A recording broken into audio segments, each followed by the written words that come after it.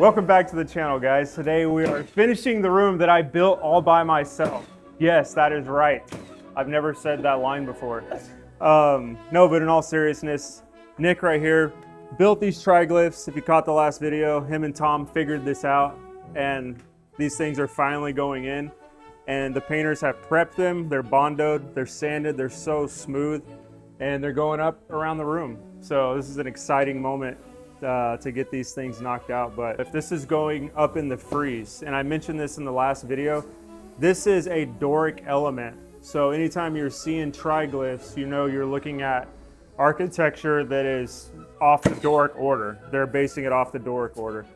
And the frieze, that kind of last big empty space there between the paneling and the cornice, that's, as you can see, where this is going. So this is the easy part, just nailing these in. We've already got everything spaced out where we want it. And there's another little band piece that goes on at the end, but these are going in. It's pretty exciting.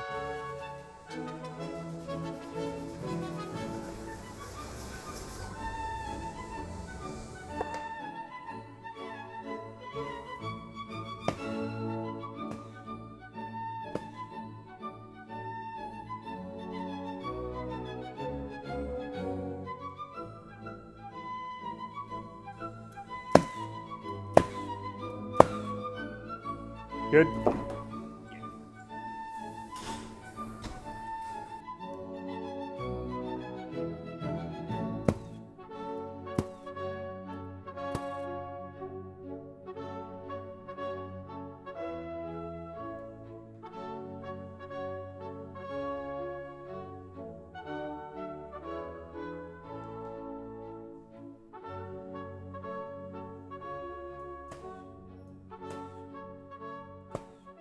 Just like I'm always talking about, when you're strategically putting your stuff together, when you have seams and joints come together, we did this exact same thing on this frieze, where in the frieze we have a joint right here. That seam is strategically placed right there so that when he comes with the next triglyph, it's going to hide that. So it'll look, it's less work for the painters, it's a cleaner look, and it's just a smart way to do it that way.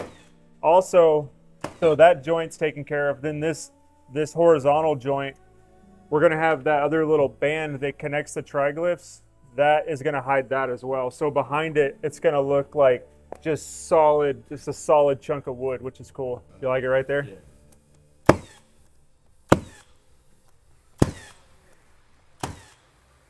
My new method of working is just having these guys do the stuff and I come take credit for it. It's been great. I always tell you, start it over. That was literally just a 2.5 week. There it is.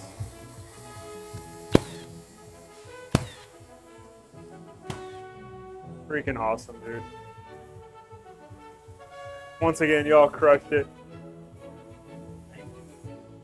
Oh, the view from up here, like from the side view of being like in this perspective is really cool. Dude, ready to do the bands? yeah. It's just all through here, right? Yeah. Heck yeah.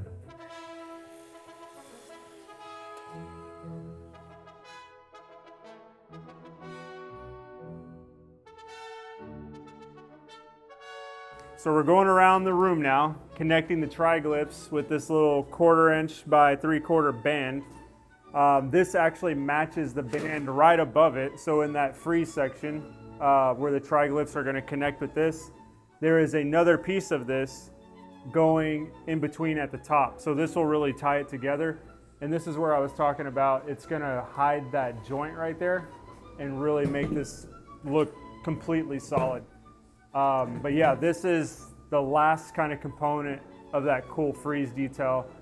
And we're gonna be done with this room. Then we can move on to doing the staircase right behind us, which Tom is already on.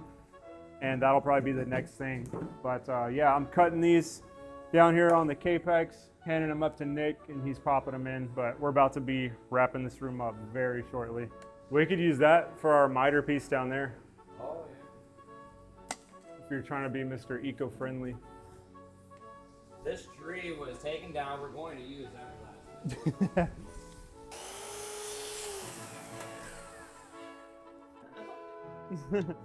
What do you got? I got 5 and 5/8 on this one, 5 and 11/16 on this.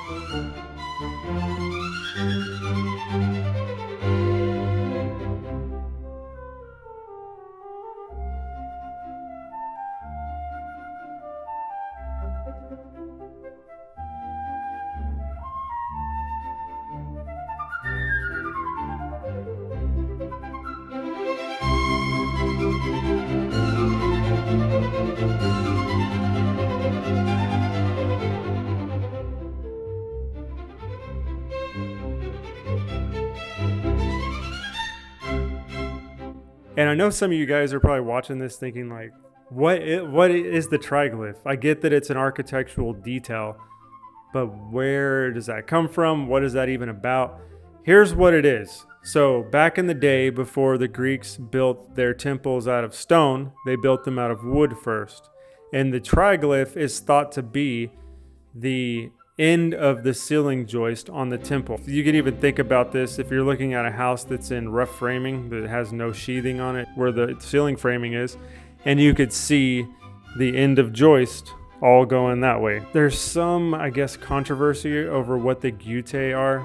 Some people say they're thought to be the nails holding them in. Some people say that later on when everything turned to stone, that they were thought to be like a water dispersion type thing, like to break surface tension.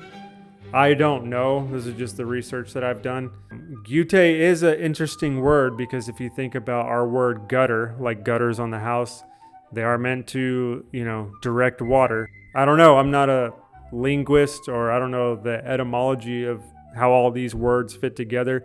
And the funny thing is, like AI, for as smart as it is, it's really dumb on architecture. It's like really dumb on ancient wisdom that we no longer use today. So yeah, who knows? Who actually knows?